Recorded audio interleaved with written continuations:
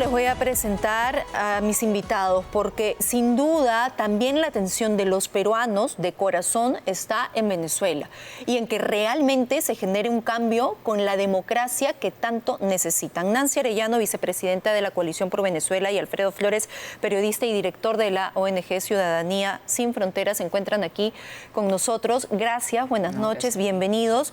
Y también estamos en contacto desde Caracas con el periodista Ángel López, a quien le damos la bienvenida. Ángel, buenas noches. Hola, buenas noches, Maricel, para ti, a toda tu audiencia, y nuestro abrazo a Milagros desde Caracas y toda su familia. Muchísimas gracias, Ángel. Nosotros, por supuesto, que se lo vamos a transmitir. Este es un momento complicado para los venezolanos porque se realizaron estas convocatorias que incluso ayer vimos, tuvieron gran acogida. Hoy la expectativa estaba en la llegada de Edmundo González, pero esta imagen desastrosa y dolorosa, de una vez más tomando el poder Nicolás Maduro, finalmente se dio. ¿Qué pasó después de eso en las calles de Caracas? Bueno, voy a tomar el titular que tienen ustedes allí en pantalla de la Venezuela secuestrada, que no es más lo que estamos viviendo hoy en Venezuela. Entenderás que estoy en Caracas. Hay, digamos, algunos calificativos que no puedo nombrar, pero gracias a ustedes por hacerlo con nombre y apellido. Pasa de todo y nada en Venezuela, en este momento en Caracas. ¿Por qué digo que nada?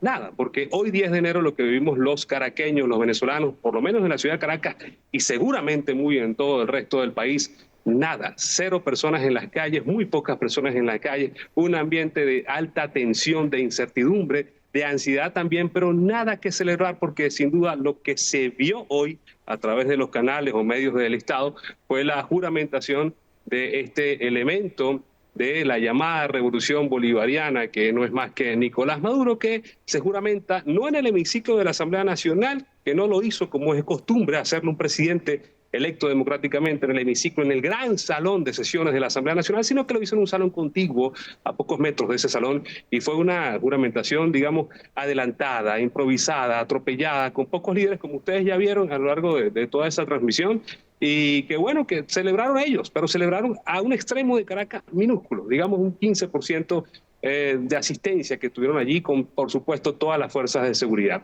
Y nada pasa en Caracas, o nada pasó, porque atentos a la llegada del presidente electo democráticamente, Edmundo González Urrutia, pero por razones obvias que ya hemos visto a lo largo de la jornada noticiosa, el cierre de las fronteras, el cierre del espacio aéreo, la colocación de misiles antiaéreos que por supuesto condicionan su seguridad, y bien lo dijo el presidente Edmundo González, que no estarían dadas las condiciones para ingresar, pero sí pidió como jefe de la Fuerza Armada Nacional, comandante en jefe de la Fuerza Armada Nacional, desconocer cualquier voluntad o mandato de Nicolás Maduro y dar las condiciones para su ingreso próximo a Venezuela. Lo dijeron también los expresidentes, toda la comunidad internacional, y por supuesto es lo que vivimos.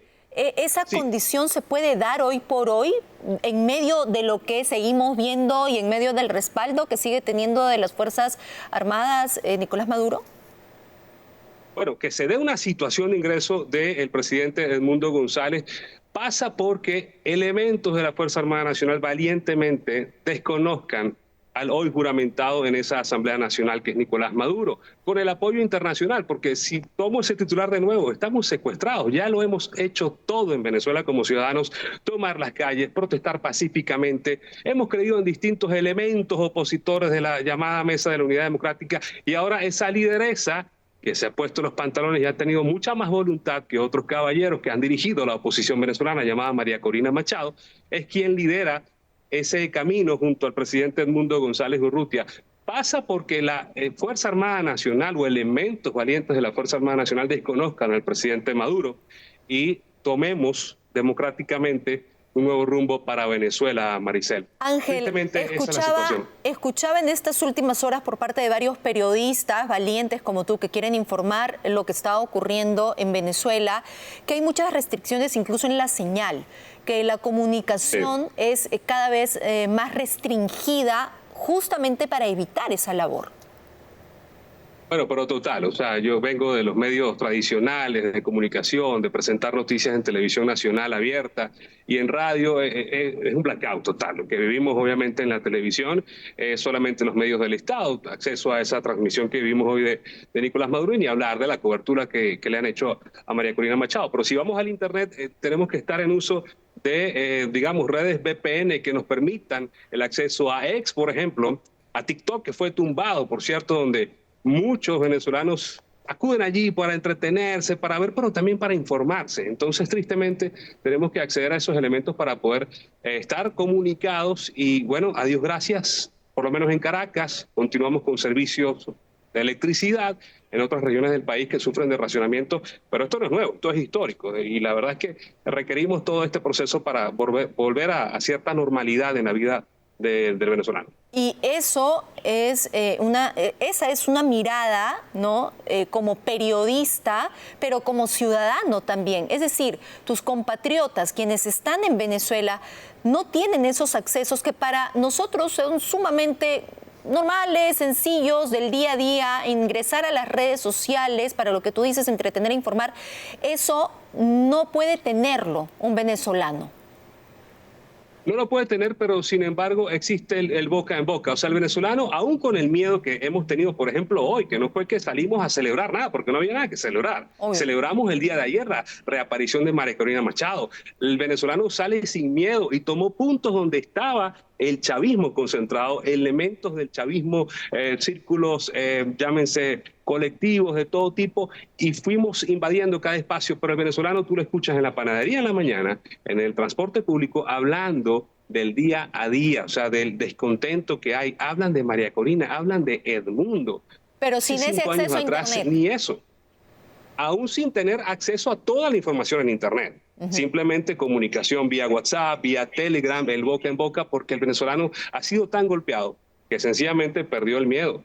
Váyase a las calles de Petare, váyase a las calles del 23 de enero, váyase a Catia. O sea, estamos hablando de sectores populares de la Gran Caracas, en uno de los barrios más grandes de Latinoamérica, en el sector de Petare, en donde el repudio es total contra este régimen, llamémoslo así. Ángel, yo quiero de verdad agradecerte porque sé que estar en Venezuela y tener estas comunicaciones no es sencillo. No es sencillo porque la represión y la intimidación son muy fuertes en Venezuela. Y tener estos espacios más abiertos para tener esa comunicación directa, de verdad que imagino son complicadas, pero se tienen que hacer. Así que yo agradezco de verdad este enlace, Ángel, con nosotros y seguramente Maricel, a ti gracias de nuevo por la cobertura que hacen desde tu espacio, lo que han hecho ustedes, Quique, Milagros, a todos nuestros connacionales y los peruanos que también están a la expectativa porque también queremos que regresen muchos venezolanos a Venezuela. La palabra clave en estos momentos es paciencia. Tan sencillo como ese tuit de Bukele, paciencia. Gracias, Ángel. Muy buenas noches. Pero ¿nos queda paciencia? Se lo pregunto a nuestros invitados. Nancy, ¿todavía los venezolanos pueden tener paciencia? Bueno, los venezolanos, a ver, yo creo que los venezolanos perdimos la paciencia es con el conformismo y con la erosión de la democracia y con perder a nuestros familiares juntos y con todo eso sí creo que se perdió la paciencia. Creo que eso ha agotado el mínimo margen de maniobra del chavismo para tener gobernabilidad en Venezuela. Y creo que además lo que hay ahorita es una convicción incólume que además, insisto, está liderada por María Corina Machado, repitiendo lo que dice el compatriota, donde ella misma ha sido muestra de que no se trata de paciencia, se trata es de persistencia, se trata es de convicción. Entonces, yo creo que en este momento, bueno, y yo estaba publicando ahorita justamente hace un ratito en mi cuenta de X, que los tiempos políticos no son lo mismo que los tiempos cronológicos. Estamos en un proceso donde hay una serie de hitos que se han tenido que dar para llegar a este punto de decir, tenemos a un presidente legítimamente electo, con la segunda mayor votación de nuestra historia republicana de voto directo, universal y secreto, y además a una lideresa dentro del país que no ha salido y que ha venido manejando el momentum y capitalizando apoyos a nivel regional. Vimos una gira de Edmundo González también capitalizando apoyos regionales. Vemos que líderes mundiales están al pendiente con los ojos en Venezuela y publicando, incluso fuera del marco protocolar, publicando de manera genuina, interesada. Entonces yo siento que ahí hay una animosidad que no se había dado antes. Y hay, insisto, unas condiciones de contradicción interna del chavismo, que son las que justamente menciona López, que tienen que ver con que ya, mira, el sistema clientelar que generó el chavismo ya no funciona. Y no funciona porque el clientelismo llegó a un nivel de destrucción de la institucionalidad que ya no genera el recurso necesario para sostener al clientelaje. Y por supuesto, eso genera insatisfacción en quienes hasta ahora se sentían respaldados y beneficiados. Claro, y tú decías, ¿cómo es posible que esté la palabra democracia en la boca de Maduro? Es una burla. Bueno, esa es la agudización de las contradicciones. Es verdad. Entonces, si capitalizas la legitimidad y agudizas las contradicciones, eso va a permear en todos los sectores como lo ha hecho, porque hasta los militares votaron por Edmundo González. Alfredo, ¿existe alguna posibilidad, y es lo que todos se preguntan hoy en día, de que desde las Fuerzas Armadas realmente se dé un cambio y, como dijo Edmundo González, se desconozcan las directivas de Nicolás Maduro y pueda generarse ese cambio? Bueno, yo creo que una de las cosas, vimos gran cantidad de mentiras que dijo Nicolás Maduro. De hecho, todo fue un circo de mentiras. La juramentación del día de hoy creo que va a ser algo penoso para la historia de Latinoamérica y para Venezuela, pero hubo una cosa que creo que fue absolutamente verdad. Él dijo que la oposición convirtió la elección en unas elecciones mundiales, ¿ok? Y creo que efectivamente eso sí fue así, y por eso yo mismo quiero ofrecerme a facilitarle al equipo de producción. Yo veía cuando llegué el cartel de Se Busca de Vladimir Cerrón, donde dice que ofrecen un chaufa para dos. Pues yo le digo a los peruanos que Nicolás Maduro se está ofreciendo, para capturar a Nicolás Maduro se están ofreciendo 25 millones de dólares que no vienen mal a nadie, ¿ok? Así que si hay algún peruano interesado, pues ya saben que 25 millones de dólares por Nicolás Maduro, 25 millones de dólares por Diosdado Cabello. Entonces, y por otros factores y elementos del chavismo también hay una recompensa. Entonces, creo que con eso te puedo dar la respuesta. Este mensaje no solamente va para los peruanos y para toda América Latina que está involucrada en esto, en este proceso, y que creo que se tiene que involucrar más, porque en el mundo estamos viendo ahorita un debate entre el liberalismo y las libertades personales, democráticas, individuales, y un nacionalismo extremo y un cercenamiento de las libertades y un retroceso a lo peor del siglo antepasado. Entonces... Y que ocurre frente a la mirada de todos. Absolutamente. Y que no se puede intervenir. Claro, y por eso te digo, los militares de Venezuela que se pongan a orden de la justicia. Recuerden que a partir del día de hoy, si bien no hemos tenido oficialmente una juramentación, Edmundo González es presidente y María Corina Machado es vicepresidenta ejecutiva de Venezuela.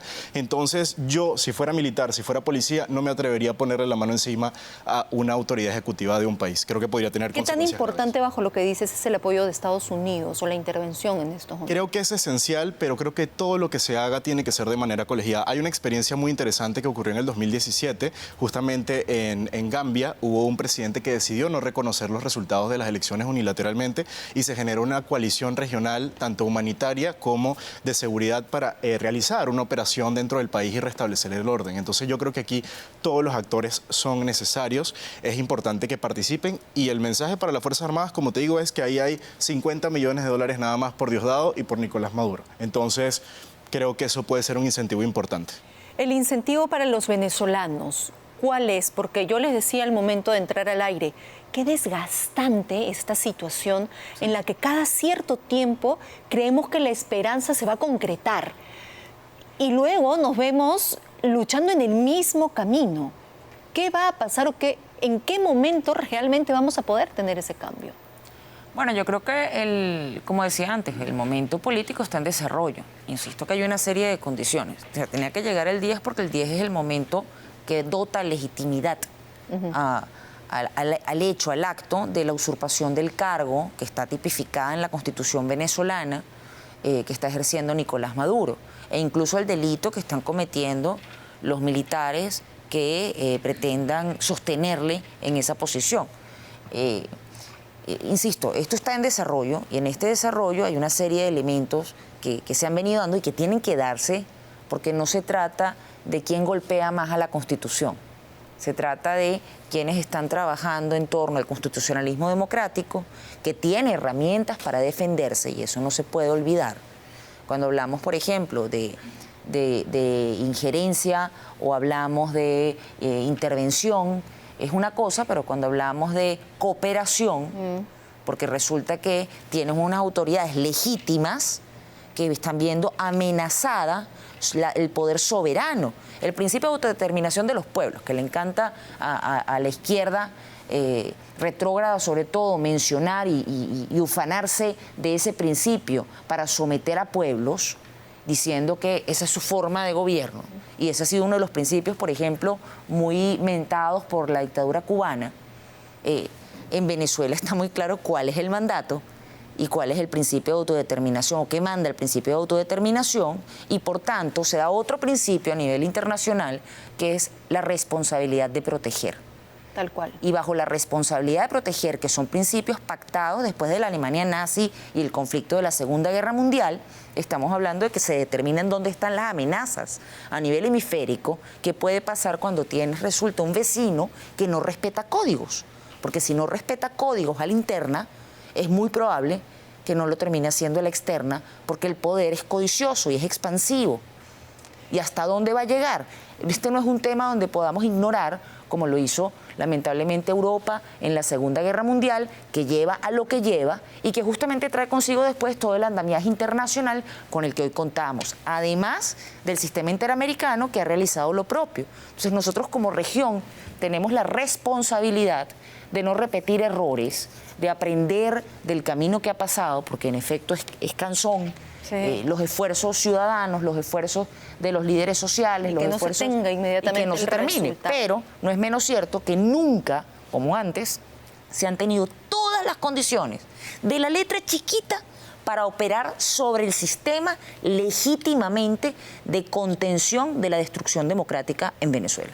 ¿Cuál sería entonces el punto que faltaría para ya terminar con la dictadura en Venezuela? Bueno, si ya se están dando todas esas condiciones. Bueno, yo te respondo diciéndote que la dictadura más grande que tuvo Perú en el siglo pasado duró 15 años, o bueno, el gobierno más extenso fue el de Leguía, Augusto Leguía duró 15 años, en Venezuela tenemos 25 años en este proceso y creo que todavía no hemos podido dar con la respuesta, efectivamente, porque este es un tipo de régimen que tiene unas características muy particulares. Estamos hablando de una especie de régimen de fascismo de Estado con ciertos visos digamos, de mafia, que no tiene una conducta natural en el marco de lo que es el debate político natural en una sociedad democrática. Aquí estamos hablando que son personas capaces de hacer articulación con bandas criminales para coaccionar a su población. De hecho, lo que hemos visto, por ejemplo, en las calles, ¿quiénes están saliendo a las calles a reprimir? Y yo creo que esto es una señal muy interesante que hay que ver. Las Fuerzas Armadas, incluso yo que estuve en Venezuela en el marco de las elecciones en agosto, yo no vi a las Fuerzas Armadas ni a la policía tan activas en el proceso represivo. Hubo algunos focos, sí, pero quienes más salían a las calles eran justamente estos grupos colectivos pagados por el gobierno de Nicolás Maduro y bandas criminales. Las armas. Claro, bandas criminales. Entonces, sin ningún límite. Ahí donde está el tema del Estado híbrido, porque justamente es un Estado que a su vez maneja un paraestado. Y a través del paraestado, esa figura empezó a trabajarse en Venezuela, lamentablemente, durante Chávez. Pero Maduro la extrema. Y la extrema a tal punto que se desarrolla una economía criminal que sostiene entonces lo que ya no daba el commodity de petróleo. Y bajo ese punto de incluso estar ligado a organizaciones criminales, ¿qué le esperaría a Maduro cuando ya salga del poder? Bueno, creo que eso es muy importante porque ahí yo sí pienso, pese a que evidentemente creo que todos los venezolanos estamos indignados con lo que está pasando, creo que sí hay que tratar de estar abiertos a un proceso de justicia transicional que permita la convivencia pacífica, porque el chavismo sigue siendo una fuerza política en Venezuela. El chavismo se estima que tiene una base sólida de aproximadamente unos 3 millones de personas, quizás con sólido exagero, pero serán empleados públicos o personas dependientes económicamente del régimen. Bueno, beneficiarios. O beneficiarios de sus programas. Tampoco responsabilidad. Claro, y de hecho, la aprobación de Maduro es aproximadamente 15%. O sea, es una aprobación que no es la más baja inclusive de la región. Sí, y que sorprende pese a todo. Sorprende pese a todo. Entonces, creo que allí hay que estar abierto a un proceso de justicia transicional donde evidentemente no se pueden meter preso a todas las personas. Creo que tiene que haber un proceso de investigación serio, pero creo que todos los venezolanos queremos ver a los responsables de esto tras las rejas. En Venezuela se estima estima que han muerto aproximadamente más de 300.000 personas por la inseguridad, por la crisis sanitaria, por la violencia. Y esto no puede pasar simplemente por debajo de la mesa. No nos queda más que reiterar la solidaridad y el compromiso de seguir bajo estas circunstancias respaldando una lucha justa y viable para que termine realmente en lo que todos queremos, no solamente los venezolanos, sino, como dices, toda la región, y que se acabe la dictadura en Venezuela. Y que impulsamos desde la comunidad peruano-venezolana, y más de 290 personas en un día han empezado a sumarse, empresarios, políticos, congresistas, de los más distintos tonos. Estamos en el mismo porque camino. La democracia se defiende para todos. Bajo estas circunstancias, mucho más. Quiero agradecerles por haber estado con nosotros esta noche, por levantar la voz, que no es fácil para un venezolano bajo estas circunstancias, así que el doble reconocimiento. Bueno, el domingo vamos a estar con una cadena humana, vamos a pasar por las redes del comando y las fuentes oficiales va a estar, pero se propuso desde la sociedad civil armar una cadena humana en la avenida Arequipa, justamente para hacer un acto significativo, pacífico, cívico, además en una ciudad pues que nos ha acogido con todo el respeto, con todo el cariño. Y que seguirá siendo así. Con el que estamos eternamente agradecidos. Muchas gracias nuevamente a ambos por haber estado con nosotros. Y queremos cerrar justamente este bloque con lo que señaló Edmundo González hace algunas horas. Bueno, y por supuesto, seguiremos al pendiente de lo que ocurre en Venezuela, pero también hay temas aquí en nuestro país y es con los que nosotros hemos iniciado el programa y que tiene que ver con Jaliwarma, con Frigo Inca, con De Martini y con los nombres que se han ido conociendo y que la verdad cada vez tienen más aristas. Para eso, Juan Midolo, abogado penalista, y Eduardo Herrera, ex procurador, se encuentra con nosotros. Bienvenidos. Gracias por estar aquí esta noche. Este es un tema que tiene muchos nexos. Y al inicio del programa hablábamos sobre la investigación que ya se abre por parte del Ministerio Público al ministro De Martini. Cuando alguien intenta coaccionar, a través de un intermediario, si es que esto se comprobara, es cierto, porque solamente le he dicho un colaborador eficaz, ¿bajo qué circunstancia ya nos encontramos en esta situación? ¿De qué estamos hablando ya? Bueno, ahí hay varias cosas que podría seguramente el doctor completar mejor que yo, pero claramente podría hablarse de una obstrucción a la justicia de parte de él, que tendría que ver en su momento, al momento de evaluar la medida coercitiva. A mí lo que me preocupa es el mal uso del poder y la nula ausencia de admisión de responsabilidad de parte del gobierno. Una ilusión total, con un nivel de caradura, por no decir otra palabra, impresionante, ante un hecho tan grave y tan deleznable y tan miserable como es usar a las criaturas del Perú para un acto de corrupción. Eso creo que ni los delincuentes tienen tan tamaña osadía en llegar a ese tipo de cosas. Entonces, lo que está pasando es que hay un gobierno que está omnipotente y que maneja los hilos de la justicia y que guarda silencios y que tiene un ministro que, lejos de afrontar las responsabilidades éticas y políticas, se aferra al cargo como una lapa, Y en medio de una situación en la que ya estamos viendo un avance de temas de corrupción que nos están desbordando y, como bien señalaba, ya con los más vulnerables en nuestro país. Sí, es un tema muy penoso realmente y lo que se viene viendo en el transcurso de los días es que el tema se va expandiendo. Es un tema que tiene muchas aristas. Recientemente, como has reseñado, el Ministerio Público le ha abierto investigación directamente al ministro De Martini. Él tendrá que ir al Ministerio Público, tendrá que dar una versión, pero lo cierto y lo concreto es que hay versiones directas que lo vinculan a él en supuestos actos de obstrucción. Efectivamente, a nivel preliminar, por supuesto, porque esto tendrá que investigarse y lo que tiene que primar siempre, y yo como abogado penalista lo defiendo, es la presunción de inocencia, por supuesto, pero sin duda hay insumos más que razonables para poder iniciar investigaciones, Pero es ahí donde siempre nos preguntamos, esta carpeta fiscal tiene las declaraciones de un colaborador eficaz. Un colaborador eficaz que da información un día después de ocurrido este hecho, en el que hay una persona que habla supuestamente a nombre de. ¿Es suficiente la versión que doy yo como colaborador eficaz para que se inicie todo este proceso? En el estadio en el que nos encontramos, la declaración de esta persona, que aparentemente sería la señorita ex trabajadora y es una aspirante a colaboradora. Aún no hay un proceso culminado de colaboración, por lo tanto su versión está en proceso de corroboración. Cuando se corrobore su versión con una serie de elementos periféricos que ella tendrá que presentar, como tú bien lo señalas, no solamente basta con el dicho, en ese momento entonces podemos pasar a un siguiente estadio, que sería el de formalizar una investigación, y como bien ha señalado el doctor, si se estima pertinente y si el Ministerio Público lo considera así, poder pedir algún tipo de medida limitativa de la libertad.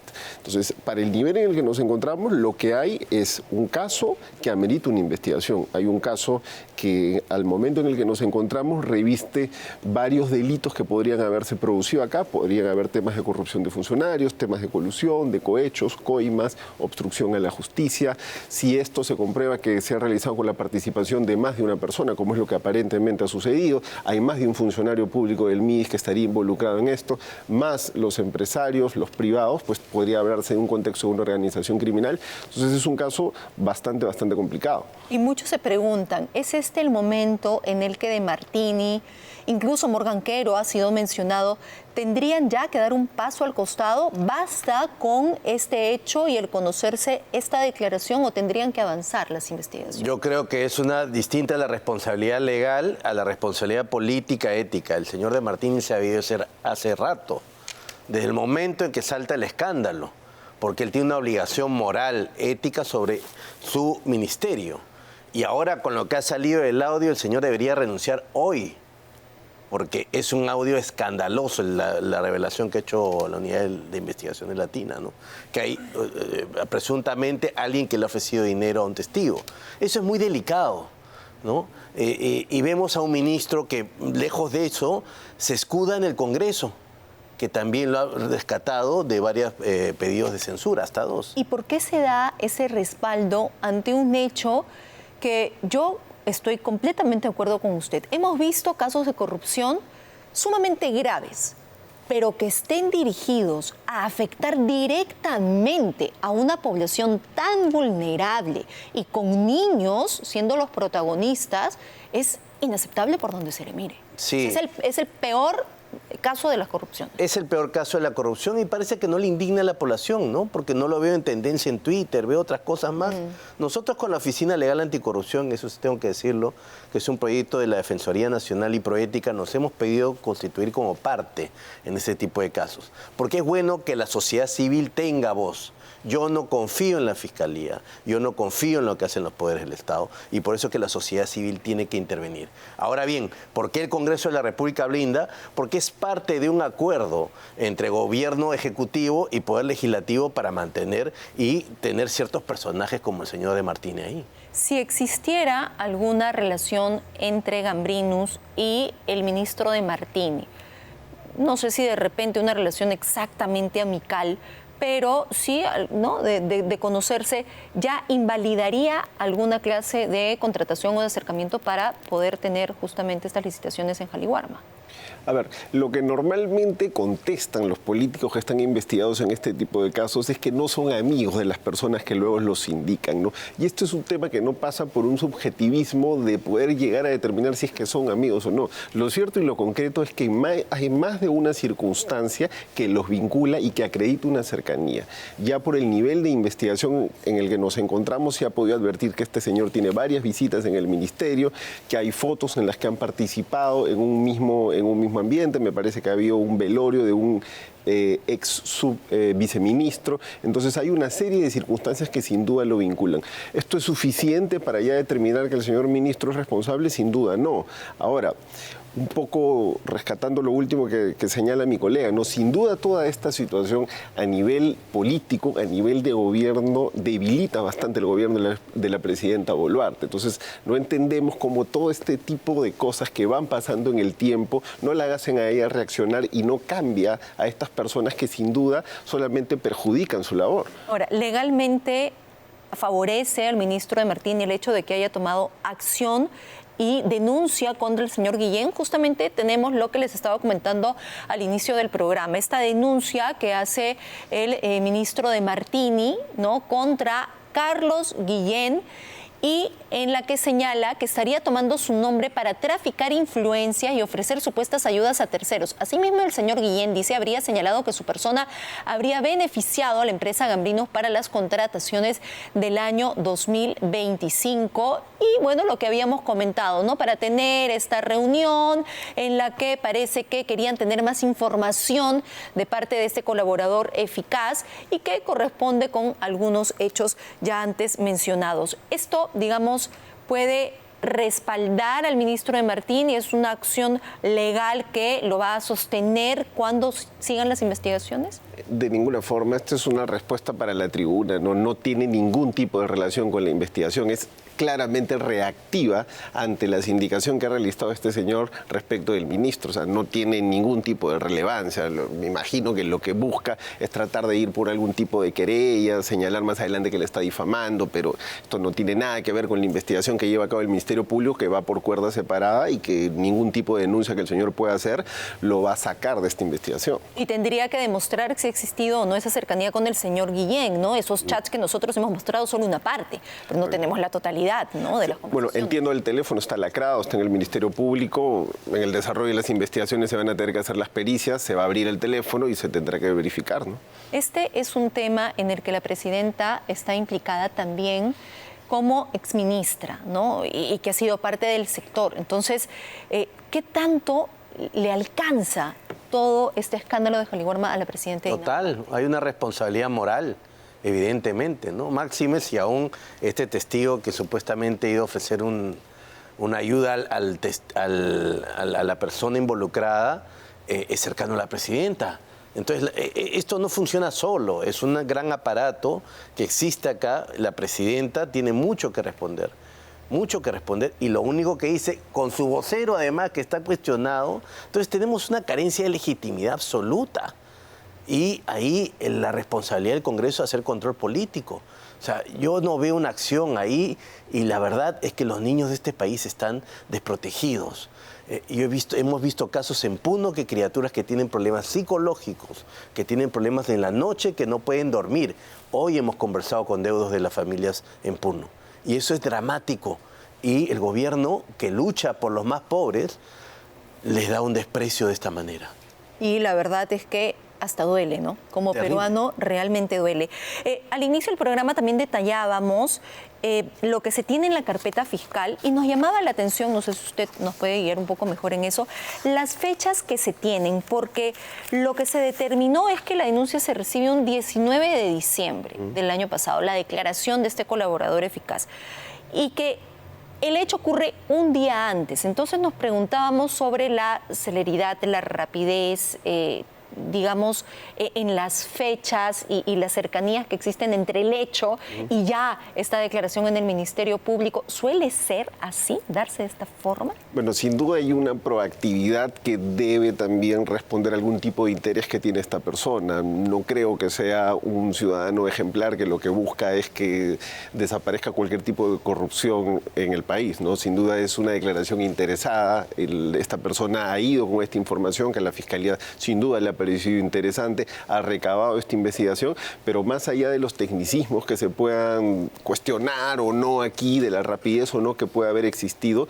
lo cierto es que lo que se ha presentado es un caso concreto de un aparente acto de corrupción al interior de un ministerio, de un programa en específico como es Caliwarma, y con el elemento o el insumo de especial mendacidad, como lo han señalado, de que se trata del alimento de los niños más necesitados del país, ¿no? Entonces, sin duda, merece una respuesta pronta y efectiva de las autoridades. ¿En cuánto tiempo debería darse, o sea, ante la gravedad de la situación, digo yo, con alimentos que se le terminaban dando a los perros porque ya no servían para el consumo humano, ¿en cuánto tiempo deberíamos ver un mínimo resultado, un avance de las investigaciones por parte del Ministerio Público? Mire, en estos casos, Maricel, lo que sucede normalmente es que se dan en un contexto de casos de una especial dificultad, lo que implica que el Ministerio Público pueda tener plazos mucho más laxos y mucho más amplios.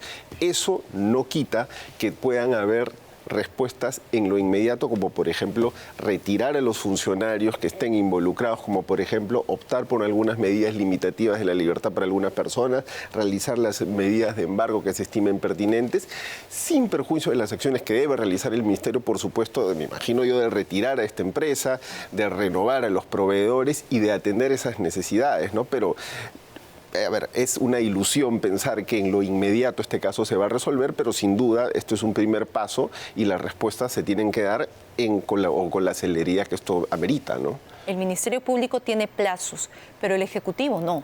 Y sí puede tomar decisiones de manera inmediata. Claro. Y lo que ha hecho el Ejecutivo es cambiar un nombre, ¿no? Entonces nos vende la estafa de que el nuevo nombre del programa social va a mágicamente cambiar la realidad. Y eso es engañarnos, ¿no? Yo creo que los peruanos ya estamos claros de que esto es una cortina de humo, así como esa denuncia mendaz falsa, que debería agregar otro delito más al señor de Martínez, pues es una denuncia falsa. Es la utilización del aparato de justicia para taparse algo que sabía que iba a venir. Entonces, yo creo que las acciones en política tienen que ser sumamente drásticas. No basta con un vocero, además comprometido, para decirle a la presidenta no tiene nada que ver. Necesitamos una acción inmediata. Ese ministerio necesita reorganización, necesita tener controles y necesita una persona independiente al frente y no un personaje sujeto y desesperado por el poder como el señor de Martínez. Y el señor Morgan Quero, ¿en qué situación queda? Porque también ha sido mencionado, ¿no? Por supuesto. El señor Quero, pues que también es una persona controvertida, tiene mucho que explicar, ¿no?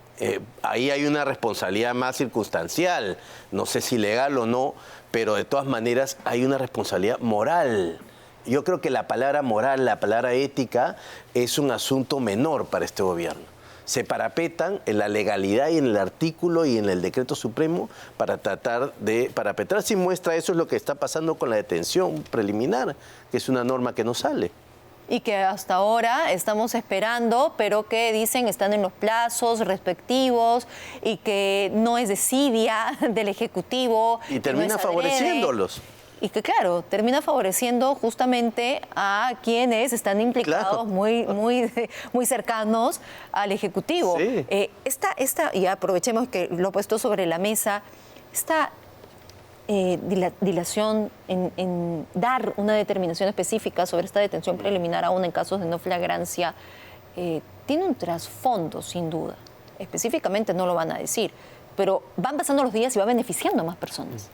¿Qué se puede hacer bajo esa circunstancia? Yo he escuchado al ministro del Interior que ha salido a declarar que van a observar el proyecto de ley. Entonces, aparentemente van a observar el tema de la pena mínima, ¿no? Ellos habían puesto en esta nueva ley que eran 4 años y lo que sí es cierto es que había ahí una incongruencia procesal, teniendo en cuenta que ya se había determinado que el plazo mínimo para una pena efectiva era de 5 años. Entonces sí había ahí una incongruencia lógica. Entonces, si es ese punto en el que están observando, me parece que sí es razonable. Algo que no se dijo desde el inicio, cuando también se mencionaron... Pero hay un tema obviamente del tiempo que ha transcurrido. Esto era algo que lo podían haber hecho al día siguiente que le llegó la ley. O sea, evidentemente pueden haber intereses subalternos por los que han demorado. Ahora, ¿cuál es la consecuencia? ¿Por qué sucede? ¿O cuál es la razón por la que este problema se da? Lo cierto y concreto también, Maricel, es que en nuestro país lamentablemente se ha abusado del uso de la prisión preliminar. Tanto el uso de la prisión preliminar como el uso de la prisión preventiva. ¿Cuál ha sido la reacción del Congreso frente a esta situación? Expedir ese tipo de leyes. Que esas leyes pueden tener algún tipo de trasfondo que lo que busca es beneficiarse a sí mismo o a sus allegados, es correcto, puede haber tenido. Pero tiene, yo creo, que esto analizarse de manera integral y tiene también que verse como un llamado de atención para la Fiscalía y para el Poder Judicial para que apliquen correctamente estas medidas. Pero sin duda, al final, lo que no se puede hacer es que el remedio pueda parecer peor que la enfermedad, que es lo que está sucediendo acá, porque eliminar de nuestro ordenamiento procesal la prisión preliminar sin duda sería un error. Escuchaba también en algún momento una declaración del ministro del Interior señalando que no había ningún problema porque los fiscales podían pedir prisiones preventivas, y eso no es correcto. O sea, para llegar a ese nivel de una prisión preventiva se necesita un caso mucho más concreto, haber transcurrido ya una investigación. No podemos Para cambiar la detención preliminar por una prisión preventiva. Sí, es para casos inmediatos, casos de flagrancia en los que se necesita una reacción inmediata, como tú señalabas, ¿qué se podía hacer en lo inmediato? Pues si no está esta medida de la prisión preliminar, no podemos hacer nada como Estado. Y eso sin duda no puede ser posible, ¿no? Y es ahí donde una vez más también se coloca la mirada en el Congreso de la República, cada vez más desprestigiado, cada vez hundiéndose en delitos en los que ni siquiera hubiéramos imaginado hablar, ¿no? Tiempo atrás de un parlamentario, pero que ahora parece un tema de cada día. Y tampoco avanzan investigaciones al respecto. Se hablan de las comisiones para investigar a los propios colegas. ¿En qué situación está el Congreso? Bueno, el Congreso tiene muchos imputados, ¿no? Entonces, del saque tenemos un conflicto de interés evidente. ¿Cómo vamos a querer reformar la justicia? Porque ese es el tema de fondo.